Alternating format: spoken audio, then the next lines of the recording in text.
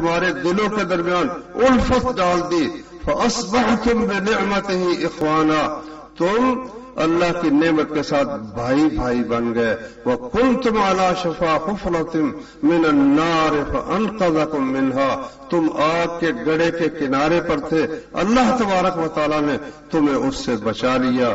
کذالک یبین اللہ لکم آیاتہ لعلکم تہتدون، اسی طرح اللہ تعالی کھول کھول کر تمہارے لیے آیات بیان کرتا ہے تاکہ تم صحیح راستے پر فائز ہو جا، چل پڑو۔ یہ اللہ تعالیٰ اپنی آیات کو کھول کھول کر بیان کرتا ہے۔ اس نے جدا جدا ہونے سے اور دشمنی سے اصحاب رسول صلی اللہ علیہ وسلم کا وصف جو اللہ تعالیٰ نے قرآن مجید میں بیان فرمایا ہے وہ آپ دیکھ لیں، محمد الرسول اللہ صلی اللہ علیہ وسلم والذین معه اشداء علی الکفار رحماء بینہم، محمد اللہ کے رسول ہیں صلی اللہ علیہ وسلم، اور جو لوگ آپ کے ساتھ ہیں کافروں پر نہایت سخت ہیں، اور رحماء بینہم، آپس میں بہت رحم دل ہیں، آپس میں ان کی بڑی محبت ہے۔ اختلاف تو ہو ہی جاتا ہے نا، طبیعتیں مختلف ہوتی ہیں، اس کے باوجود وہ آپس میں بہت رحم دل، بہت زیادہ محبت کرنے والے تھے۔ تو پھر کس چیز کی وجہ سے وہ آپس میں متحد تھے؟ بات کیا تھی؟ وہ اللہ نے فرمایا کہ وَاعْتَصِمُوا بِحَبْلِ اللَّهِ جَمِيعًا، یہاں ایک استعارہ ہے۔ استعارہ یہ ہے کہ اللہ نے جو فرمایا نا اللہ کی رسی کو مضبوطی سے پکڑ لو، رسی کو پکڑنے کا مقصد کیا ہے؟ بات یہ ہے کہ یہ ایک مثال دی ہے اللہ تبارک و تعالیٰ نے کہ پہاڑ پر کوئی شخص اگر پہاڑ سے گرے، کسی گہری کھائی میں جا پڑے جہاں اترنے کی بھی کوئی صورت نہ ہو کہ کوئی اتر کر اسے وہاں سے نکال سکے، تو اوپر سے ایک رسہ پھینکا جاتا ہے، اور پھر وہ جو اس کھائی میں گرا پڑا ہے وہ اگر اس کو مضبوطی سے تھام لے پھر اس رسی کو اوپر اٹھا لیا جاتا ہے، اوپر والے اٹھاتے ہیں، تو جو اس رسی کو مضبوطی سے پکڑ لیں گے وہ بالکل سلامتی کے ساتھ اس کھائی سے، اس گڑھے سے نکل کر نجات پا جائیں گے۔ تو میرے بھائیوں، یہ اللہ نے فرمایا ہے کنتم علی شفا حفرۃ من النار، تم آگ کے گڑھے کے کنارے پر تھے، تم گمراہی کی کھائی میں، وَإِن كُنتُم مِّن قَبْلِهِ لَفِي ضَلَالٍ مُّبِينٍ، اس سے پہلے نبی کریم صلی اللہ علیہ وسلم کی تشریف آوری سے پہلے تم کھلی گمراہی میں تھے۔ تو اس گہری کھائی میں سے، گمراہی کی اس کھائی میں سے اللہ تبارک و تعالیٰ نے نکالنے کے لیے آسمان سے ایک رسہ، مضبوط رسہ پھینکا، بھیجا محمد اللہ صلی اللہ علیہ وسلم پر، اور وہ کیا تھا؟ وہ ہے اللہ کی کتاب اور محمد الرسول اللہ صلی اللہ علیہ وسلم کی سنت، وحی الہی۔ یہ آسمان سے آنے والا رسہ ہے، جو اس کو مضبوطی سے پکڑ لے گا نا وہ کبھی گمراہ نہیں ہوگا، اور وہ گمراہی کی اس کھائی سے سلامتی کے ساتھ، حفاظت کے ساتھ صحیح سلامت اللہ کے فضل و کرم سے نکل جائے گا۔ لیکن جو شخص اس آسمان سے آنے والے رسے کو مضبوطی سے نہیں پکڑے گا، کسی اور چیز کو پکڑے گا، کسی اور راستے کی طرف چلا جائے گا، وہ کبھی بھی گمراہی کے گڑھے سے نکل سکتا نہیں۔ موٹی بات بھائیو یہ یاد رکھو۔ تو نبی کریم صلی اللہ علیہ وسلم نے عرباض بن ساریہ رضی اللہ عنہ سے حدیث مروی ہے کہ ایک دن نبی صلی اللہ علیہ وسلم نے ہمیں واعظ کیا، موعظۃ بلیغۃ ذرفت منها العیون ووجلت منها القلوب، کہ اس واعظ سے ایسا بلیغ واعظ تھا کہ آنکھیں برسنے لگ گئیں اور دل خوف زدہ ہو گئے، ڈر گئے۔ تو ہم نے کہا یا رسول اللہ کہ ان هذا موضع مودع، ایسا معلوم ہوتا ہے کہ یہ نصیحت تو الوداع کہنے والے شخص کی نصیحت ہے، تو آپ ہمیں کوئی اوصنا، کوئی وصیت کر دیجئے۔ نبی کریم صلی اللہ علیہ وسلم نے فرمایا انہ من یعش منکم فسیری اختلافا کثیرا، جو تم میں سے زندہ رہے گا نا وہ بہت زیادہ اختلاف دیکھے گا،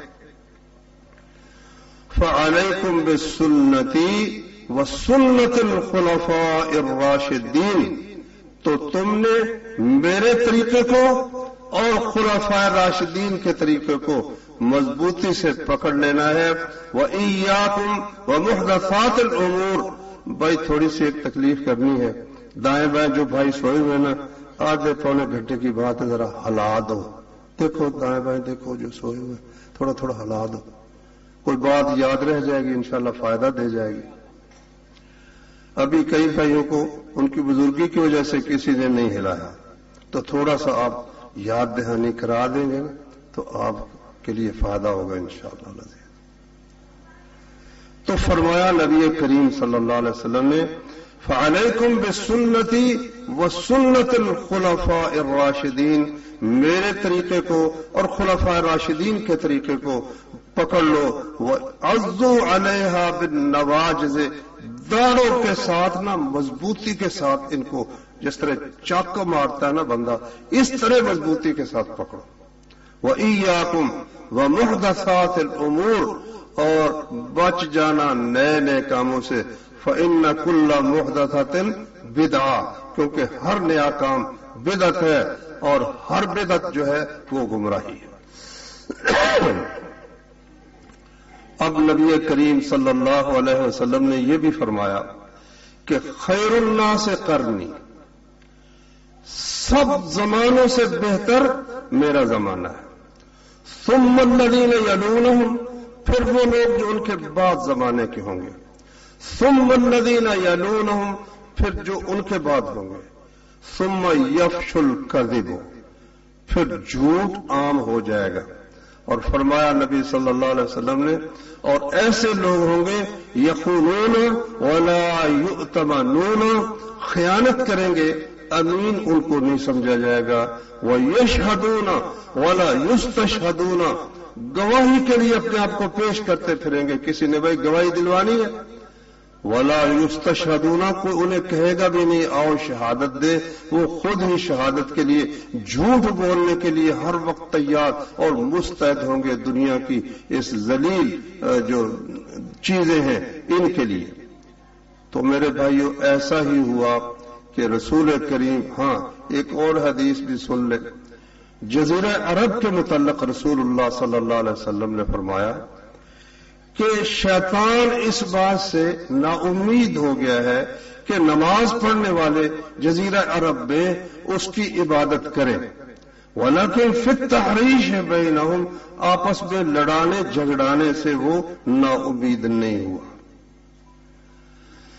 اللہ اکبر۔ تو نبی کریم صلی اللہ علیہ وسلم کے ان ارشادات کے مطابق جیسے جیسے نبوت کا زمانہ دور ہوتا گیا، اسی طرح سے وہ روشنی بھی کم ہوتی گئی۔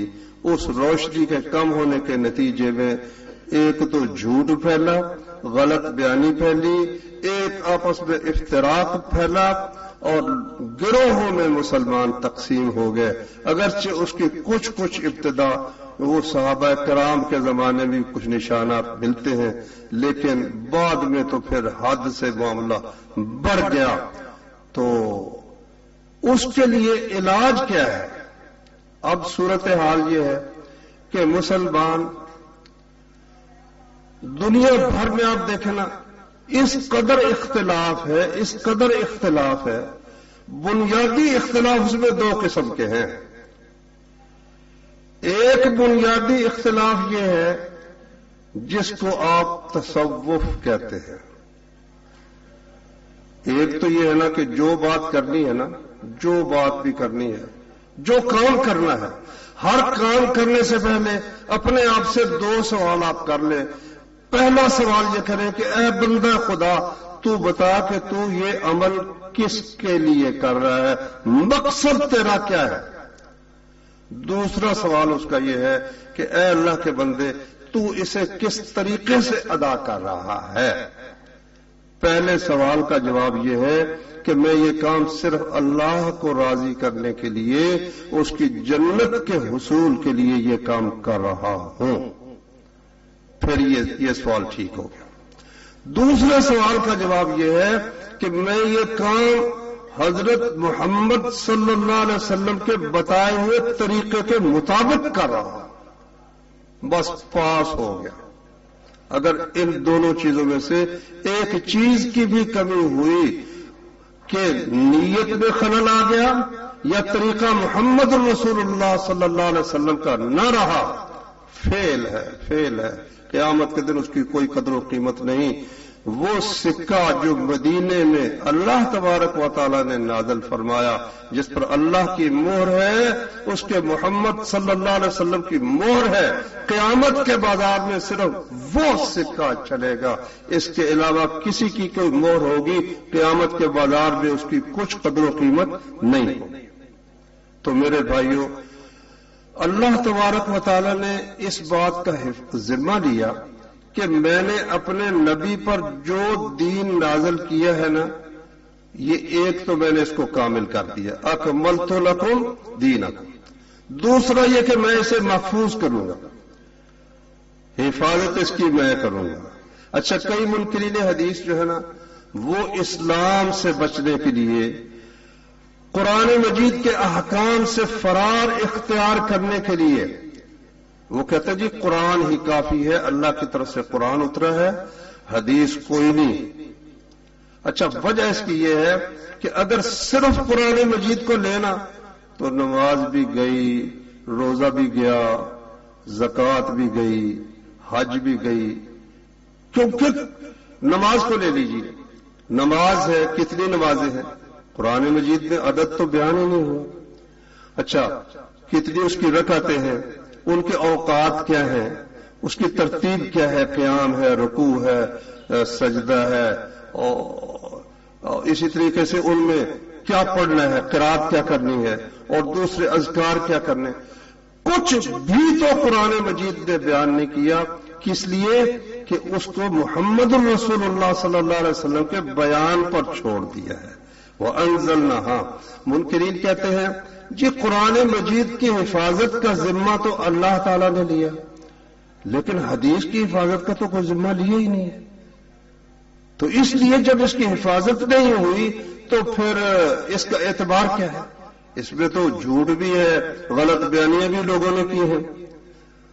اللہ اکبر۔ اور کئی کہتے ہیں جی قرآن پر تو اتفاق ہے، حدیث پر تو اتفاق نہیں ہے، اس لیے جس پر اتفاق ہے نا اس کو لے لے، جس پر اتفاق نہیں ہے اس کو چھوڑ دے۔ حدیث میں چونکہ اختلاف ہے اس لیے اس کو چھوڑو، اور قرآن مجید پر اتفاق ہے اس لیے اس کو لے لو۔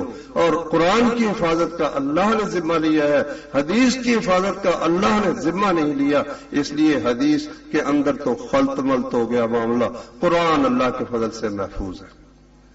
آپ ان سے پوچھیں کہ بھئی یہ کیا دلیل ہے آپ کے پاس کہ قرآن کی حفاظت کا ذمہ تو اللہ نے لیا ہے لیکن حدیث کی حفاظت کا ذمہ اللہ نے نہیں لیا، کہ یہ کہاں لکھا ہے؟ یقیناً وہ سورۃ الحجر کی اور 14ویں پارے کے پہلے رکوع کی آیت پڑھیں گے، انا نحن نزلنا الذکر وانا لہ لحافظون۔ قربان جائے، قرآن عجیب کلام ہے، عربی زبان عجیب و غریب زبان ہے، ترجمہ ہو سکتا ہی نہیں ہے اردو میں یا کسی زبان میں۔ اب دیکھو، انا بے شک ہم، نحن ہم، نزلنا کیا مانا؟ ہم نے۔ کتنی دفعہ ہم ہو گیا؟ 3 دفعہ۔ انا، پھر انا بھی بے شک ہم نے، نحن ہم نے، نزلنا الذکر ہم نے اس ذکر کو، الذکر معہود ہے، اس ذکر کو ہم نے نازل کیا، وَإِنَّا لَهُ لَحَافِظُونَ، اور یقیناً ہم ہی اس کی حفاظت کرنے والے ہیں۔ یہاں یہ تو نہیں ہے اِنَّا نَحْنُ نَزَّلْنَا الْقُرْآنَ وَإِنَّا لَهُ لَحَافِظُونَ، یہ تو نہیں لفظ تو ذکر ہے۔ اور ذکر کیا ہے؟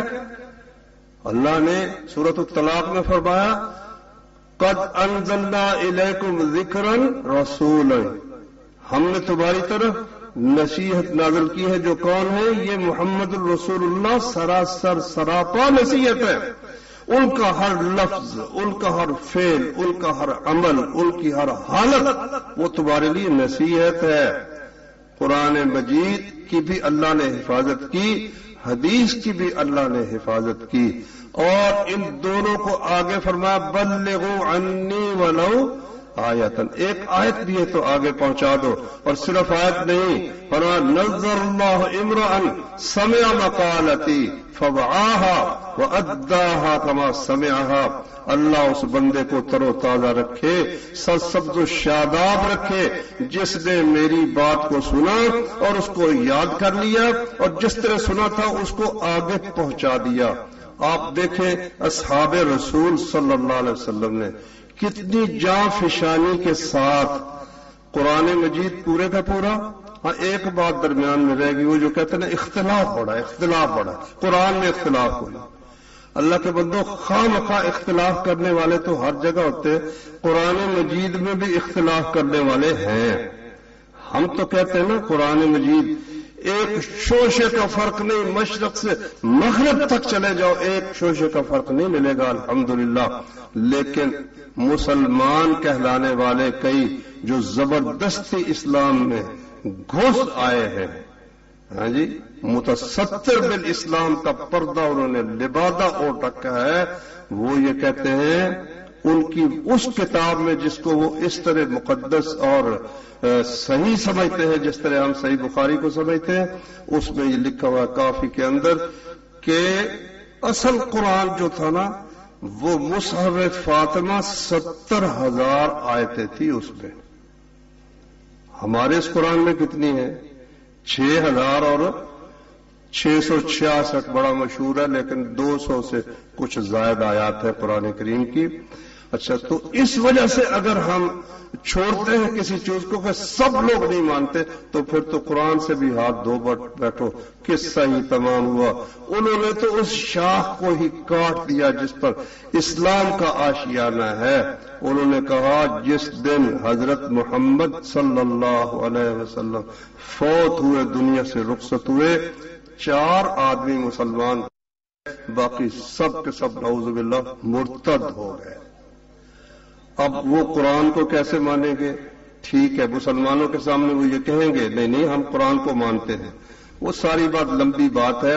حدیث وہ انہیں صحابہ کے ذریعے سے آئی ہے جن کو وہ کافر سمجھتے ہیں، تو کس طرح اس کو مانیں گے؟ اس بات کو چھوڑو۔ اچھا، ایک بات اور غور کرو، وہ یہ ہے کہ جو چیز اس کی قدر و قیمت نہیں ہے، اس کا کوئی جعلی وہ سکہ بناتا ہے جو سکہ بازار میں چلتا نہ ہو۔ کیا ایسا سکہ جعلی بنایا جاتا ہے؟ جعلی سکہ کون سا بنایا جاتا ہے؟ جو بازار میں چلتا ہے۔ آپ کا پاکستان کا نوٹ ہے 5,000 کا ہے، 1,000 کا ہے، 500 کا ہے، 50 کا نوٹ ہے، 100 کا ہے، اسی کو بنائیں گے نا۔ تو اگر حدیث پر عمل ضروری ہی نہیں تھا، امت مسلمہ نے حدیث پر عمل کیا ہی نہیں ہے، تو پھر کیا ضرورت تھی لوگوں کو جھوٹی حدیثیں بنانے کی؟ میرے بھائیوں، صحابہ کرام نے اللہ کے رسول کے حکم کے مطابق آپ کی ہر حرکت کی حفاظت کی ہے۔ ہماری ماؤں نے، ہماری صحابیات رضی اللہ عنہن نے دین کی ہر بات جو ہے نا، جو عورتوں سے تعلق رکھتی تھی، وہ بھی امت تک پہنچا دی ہے۔ خصوصاً امہات المؤمنین نے دین ہمارا پورے کا پورا الحمدللہ رسول اللہ صلی اللہ علیہ وسلم کے ذریعے صحابہ تک پہنچا، صحابہ سے تابعین تک۔ صحابہ بھی کچھ لکھتے تھے، تابعین نے بھی کچھ لکھا، صحابہ نے کچھ کتابیں بھی لکھی، تابعین نے اس سے بڑھ کر پھر کئی صحابہ کا علم ایک تابعی کے پاس آ گیا، پھر تابعین میں اور تبع تابعین میں تو پھر ماشاءاللہ ہر محدث نے تقریباً ایک کتاب تحریر کی اپنی حدیثوں کی۔ لیکن اس وقت تک یہ سلسلہ غلط بیانی کا بھی شروع ہو چکا تھا۔ اب ضرورت اس بات کی تھی کہ جو حدیث بیان کرے نا، وہ ساتھ یہ بھی بتایا بھی تمہیں کس سے تم نے سنا، کس سے سنا۔ ایک دفعہ نا ہمارے محلے میں ایک جماعت آئی، وہ مولوی صاحب نے بیان کیا کہ ایک دفعہ فتح نہیں ہو رہی تھی، تو امیر لشکر نے امیر المومنین عمر فاروق رضی اللہ عنہ کو خط لکھا کہ جی فتح نہیں ہو رہی. انہوں نے کہا کچھ سنت تم ترک کر بیٹھے ہو. انہوں نے غور و فکر کیا تو مسواک میں کچھ کمی تھی. تو وہ انہوں نے امیر صاحب نے حکم دیا سب مسواک کرو. تو سب نے مسواکیں وہ توڑ کر درختوں سے شروع جو کی نا، تو دشمن کا جاسوس بھی آیا ہوا تھا. اس نے جا کر رپورٹ دی کہ آج بہت خطرہ ہے، مسلمان سب کے سب دانت تیز کر رہے ہیں، وہ تمہیں کھا جائے گا. دشمن جنگ کے بغیر ہی بھاگ گئے. اچھا، میں نے اس سے پوچھا جو ہمارے محلے کے صاحب لے کر آئے تھے جماعت کو، میں نے کہا بھائی جان یہ کہاں ہے یہ حدیث، یہ بات کہاں ہے؟ کہتے جی بتائیں گے. اچھا جی اب بتانا. اس نے کیا تھا، نماز ہم ایک جگہ ہی پڑھتے تھے تو میں روز ہی اس سے پوچھتا رہا. 6 مہینے کے بعد اس نے نا اپنے مرکز سے جا کر مجھے آ کر بتایا جی انہوں نے کہا بھائی کوئی نہیں ملتی نہیں کہیں سے. اس لیے آپ جب بھی کسی سے کوئی حدیث سننا، کئی آدمی مجھے ٹیلی فون پر پوچھتے ہیں جی یہ حدیث ہے. میں نے کہا بھائی بات یہ ہے کہ جس نے بیان کیا اب اس سے پوچھے نا. ہاں جی، نہ گفتہ نہ دارت کسے باتوں کا، وہ لیکن چپفتی دلیلش پہ آپ جب تک تم کوئی بات نہیں کہتے کوئی تم سے پوچھتا نہیں ابھی یہ کہاں ہے. جب تم بات کرتے ہو تو دلیل تم پیش کرو نا. مجھے کیا مصیبت ہے کہ میں اس کی دلیل پیش کرتا تھا. تو محدثین نے ماشاءاللہ حدیثیں جمع کی اور انہوں نے پہلے لوگوں نے یہ کام کیا کہ اس میں اپنی سند بیان کر دی کہ میں نے یہ فلاں سے سنا، اس نے فلاں سے سنا، اس نے فلاں سے. اور قریب کا زمانہ تھا نا تو 3 یا 4 اتنے درمیان میں واسطے ہوتے تھے. لیکن اس میں کچھ کمزور حافظے والے بھی، کچھ جو عدالت کے لحاظ سے جو صالحیت ہونی چاہیے وہ نہیں تھی. اور حدیث کے لیے تو شرطیں ہیں بھی سچا ہو. ان جاکم فاسق بنبأ فتبینوا، اگر فاسق ہے تو بغیر تحقیق کے اس کی بات قبول مت کرو. ایک علم وجود میں آیا اللہ کی توفیق سے حدیث کی حفاظت کے لیے جسے علم اصول حدیث کہتے ہیں.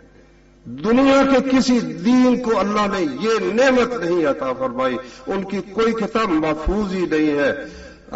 مامون الرشید کے زمانے کی بات ہے کہ ایک بڑا لائق نصرانی ان کے دربار میں آیا. مسلمانوں کا جو ایک علاقے کا سپہ سالار تھا، اس نے بتایا یہ بہت بڑا قابل آدمی ہے. تو انہوں نے امیر المومنین نے اس کی بڑی عزت افزائی کی، اسلام کی دعوت دی. اگر تم مسلمان ہو جاؤ نا تو ہم تمہیں کوئی نہ کوئی عہدہ بھی دیں گے، خدمت بھی کریں گے. اس نے کہا جی جب دل ہی نہ مانے تو پھر ہم کیسے مسلمان ہو سکتے ہیں. انہوں نے کہا ٹھیک ہے، لا اکراہ فی الدین، زبردستی نہیں، دل میں اگر ہے انابت ہے قبول کی تو کر لو. نہیں، کچھ چند سال گزرے تو امیر المومنین کو اطلاع ملی کہ وہ بندہ تو مسلمان ہو گیا. انہوں نے اسے بلایا، پوچھا ہاں بھائی تم کیسے مسلمان ہو گیا، میں نے تمہیں اتنی ترغیب دی لیکن تم مسلمان نہیں ہوئے. اس نے کہا بات یہ ہے میرا کام ہے نسخہ نویسی، مطلب کتابیں نقل، پریس تو تھا نہیں نا، تو کتابیں نقل کرتے تھے اور پھر وہ فروخت کرتے تھے. یہ اس وقت سلسلہ پریس کی ایجاد سے پہلے ایسے ہی کتابیں بڑی محنت کی ان لوگوں نے. ہر بندہ کتاب خود لکھتا تھا یا خریدتا تھا. تو میں نے تورات کا ایک نسخہ لکھا، یہودی تھا، نصرانی نہیں بھائی، یہودی تھا، مجھے غلطی لگی، یہودی تھا. تو میں نے تورات کا ایک نسخہ لکھا، کئی نسخے لکھے. ان نسخوں میں نے کچھ تبدیلی کر دی، کہیں کوئی آیت کسی طرح کر دی، کوئی کسی طرح کر دی. تو میں نے وہ نسخے فروخت کر دیے. ایک نسخہ بھی واپس نہیں آیا. سب لوگ جس طرح ان کے پاس تورات گئی تھی نا اسی طرح پڑھتے رہے. پھر میں نے قرآن مجید کی کتابت کی، اس میں بعض جگہ پر تبدیلی کر دی، کچھ آگے کر دیا، کچھ پیچھے کر دیا. دوسرے دن سب کے سب نسخے واپس آ گئے کہ بھائی یہ غلط ہے، ہمیں اس کی ضرورت نہیں. پھر مجھے معلوم ہوا کہ اس کے پیچھے اللہ تبارک و تعالی کی خاص مدد ہے اور اس کی حمایت ہے. تو مجھے اسلام کے صدق کا یقین ہو گیا. تو اللہ تعالیٰ نے پھر تابعین اور تبع تابعین کو یہ توفیق بخشی. سب سے پہلے امام مالک رحمت اللہ علیہ نے اس شرط کے ساتھ کہ میں صحیح حدیثیں لکھوں گا، انہوں نے وہ حدیثیں موطا لکھی، لیکن اس میں تھوڑی چند کچھ ہیں جس پر کلام ہے، باقی وہ حدیث کی بہترین کتاب ہے، مگر اس میں ان کے کچھ اقوال بھی، ان کی فقہ کے بھی موجود ہیں. تو علماء تو وہ جب سند پڑھتے تھے تو وہ پڑھ کر پتہ چل جاتا تھا اس میں فلاں راوی ہے، اس میں حارث آور ہے، علی کا شاگرد جھوٹا کذاب ہے. عالم تو پڑھ کر فیصلہ کر لیتا تھا، مگر جاہل کو کیا پتا کہ حارث آور کون ہے اور اس کی کیا قدر و قیمت ہے، اور فلاں راوی کی کیا قدر و قیمت ہے، فلاں راوی کی کیا قدر و قیمت ہے. تو اس بات کا اظہار تو ہوتا رہتا تھا، اظہار تو ہوتا رہتا تھا، لیکن عمل کی نوبت نہیں آئی تھی. تو ایک دن اسحاق بن راہویہ رحمت اللہ علیہ بیٹھے ہوئے تھے. امیر المومنین محمد بن اسماعیل بخاری کہتے ہیں کہ انہوں نے کہا یار کوئی ایسا بندہ ہو کہ خالص صحیح احادیث جمع کر دے تاکہ عالم ہی نہیں، عام آدمی، سبزی فروش، ہاں جی، اسی طرح زمیندار، دکاندار آنکھیں بند کر کے اس پر عمل کر سکے.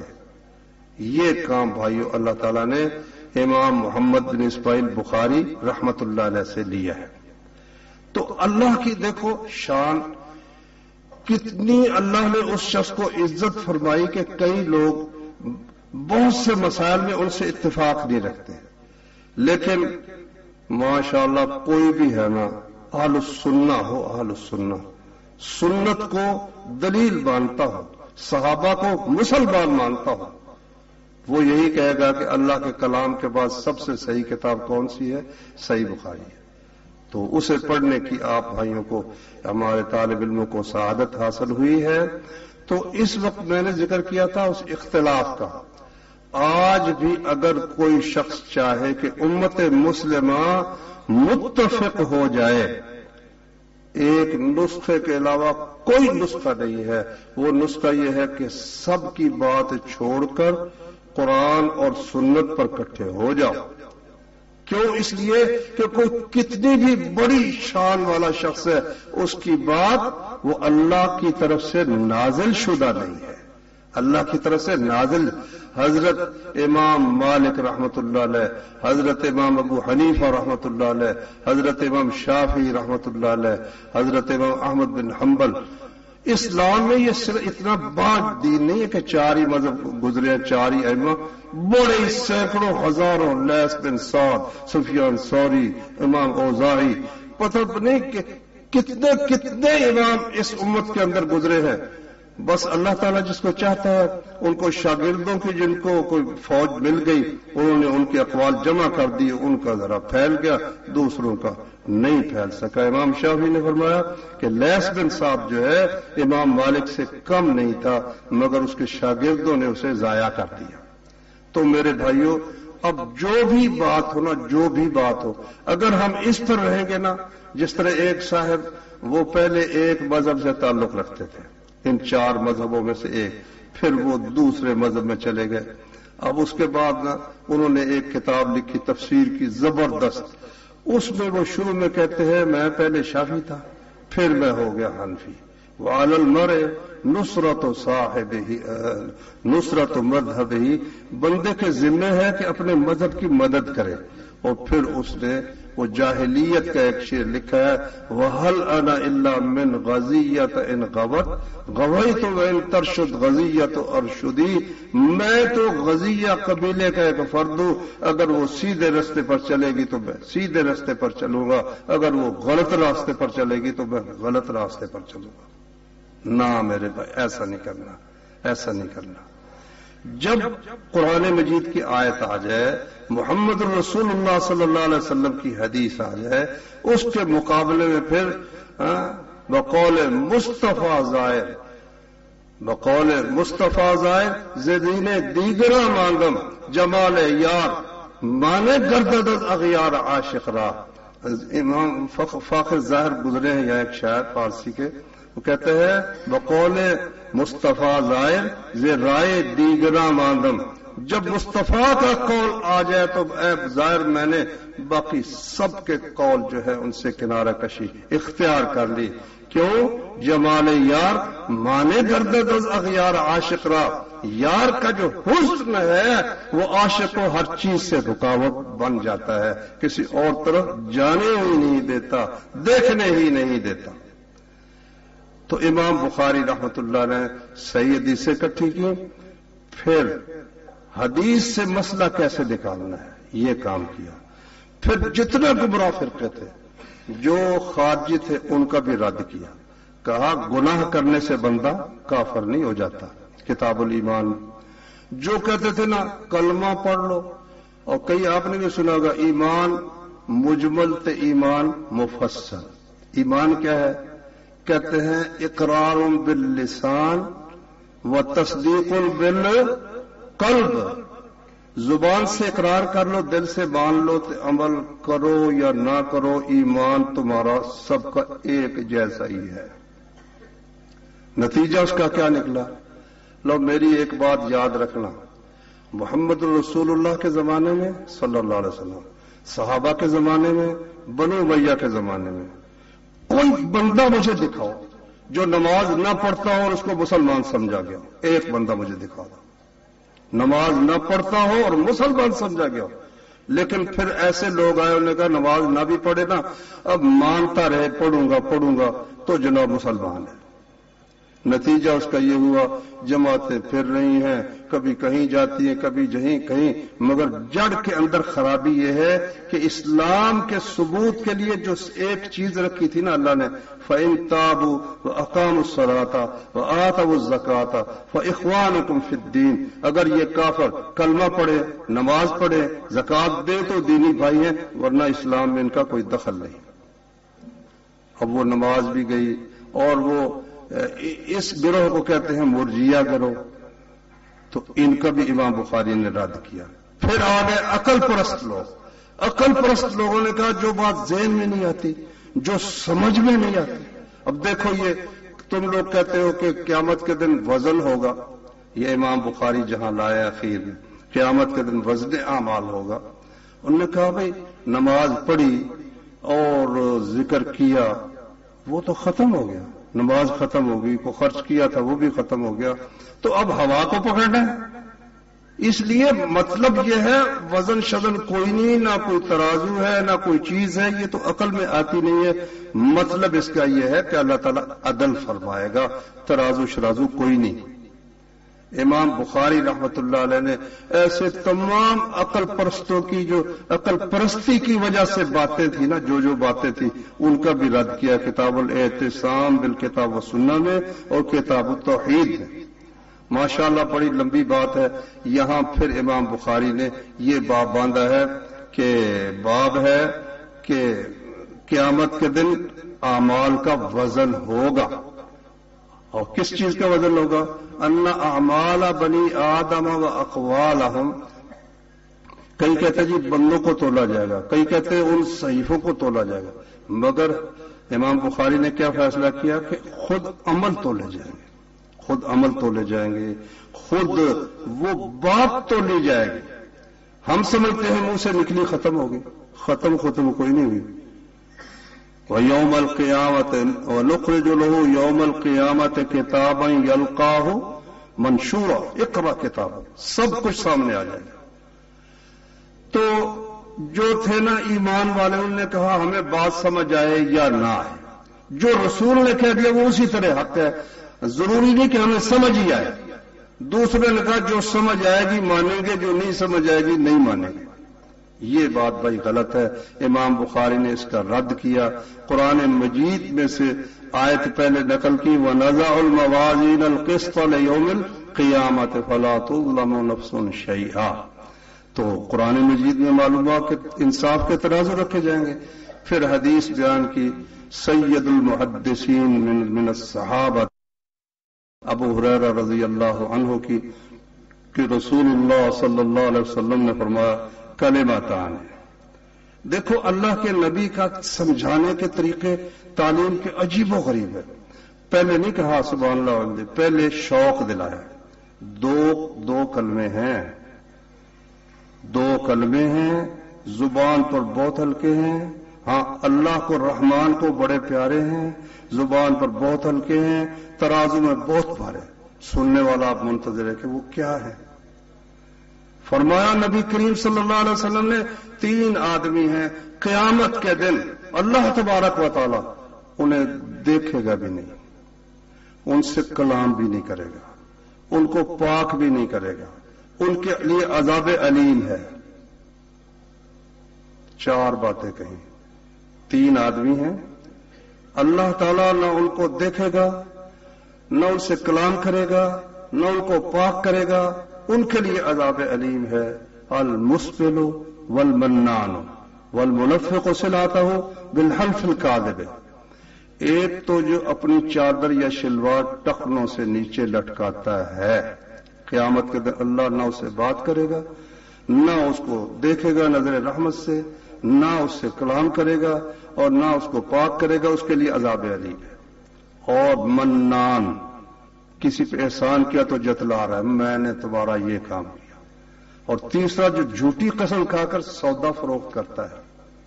اب اگر ایک پہلے نام لیتے نا تو وہ شوق، وہ حفظ کی بات نہیں آنی تھی. پہلے آپ نے لوگوں کے اندر تجسس بیدار کیا کہ وہ 3 بندے کون ہیں اتنے منحوس. واللہ لوگوں نے تو دین کو ایسے پسے پشت پھینک دیا، جاؤ سڑک پر کھڑے ہو جاؤ، کوئی داڑھی والا ہے، نمازی ہے یا بے نماز ہے، مسلمان ہے، دیکھو اس کی شلوار ٹخنوں سے نیچی ہے یا اوپر ہے. عورتوں کی اوپر ہوگی، مردوں کی نیچے ہوگی. ان کو کچھ اس سے پرواہ نہیں ہے کہ اس کی ہمیں اس کا نتیجہ کیا ملے گا. اللہ کے رسول صلی اللہ علیہ وسلم نے پہلے شوق کو ابھارا اور میں 2 کلمے، لمبی چوڑی نہیں، پورا سپارہ نہیں پڑھنا پڑے گا، صرف 2 کلمے. تے رحمان کو بے حد پیارے، زبان پر ہلکے، سارا دن پڑھتے رہو تھکتا ہی نہیں بندہ، لیکن ترازو میں بھارے. ثابت کیا ہوا کہ ترازو ہے قیامت کے دن. اور بھائیو اب تو جو کہتے تھے نا کہ یہ کیسے تولے جائیں گے، اب تو ہر چیز تول رہی ہے. دیکھو تھرمامیٹر سے حرارت کا پتہ چل رہا ہے. بجلی کو تول لیا لوگوں نے کہ وہ اتنے اونس ہے کل بجلی جو دنیا کے اندر استعمال ہوئی، اتنے اونس اس کا وزن ہے. گیس کا میٹر بنا ہوا ہے، ہر چیز کا میٹر، رفتار کا میٹر بنا ہوا ہے. تو عقل پرست کی مصیبت یہ ہوتی ہے کہ وہ کسی پر اعتبار یقین نہیں کرتا. تو رسول کریم صلی اللہ علیہ وسلم نے یہ جو ذکر بتایا نا بہت ہی اعلیٰ ذکر ہے. فرمایا اللہ کی تسبیح اور اس کی حمد. اللہ کی تعریفیں 2 قسم کی ہیں. ایک تو یہ کہ اللہ کو عیب سے پاک قرار دینا، اللہ نہ بخیل ہے، اللہ تعالیٰ نہ ظالم ہے، اللہ تعالیٰ مطلب ہر عیب کی نفی. اور ایک ہر خوبی کا مالک ہے، وہ رحیم بھی ہے، وہ زبردست بھی ہے، جتنی ختم ہی نہیں ہو سکتی اللہ کی صفات. تمام صفات جو ہے نا سلبی، وہ سب سبحان اللہ میں آ گئیں کہ اللہ ہر عیب سے، ہر نقص سے، ہر خامی سے پاک ہے. اور الحمدللہ اور وبحمدہ میں ہر خوبی آ گئی کہ ہر خوبی اس کے اندر موجود ہے. اس لیے رسول اللہ صلی اللہ علیہ وسلم نے فرمایا کہ سبحان اللہ نصف المیزان ہے. اللہ کی تعریف کا ترازو آدھا جو ہے سبحان اللہ سے بھر جاتا ہے، الحمدللہ سے باقی بھی پورا بھر جاتا ہے.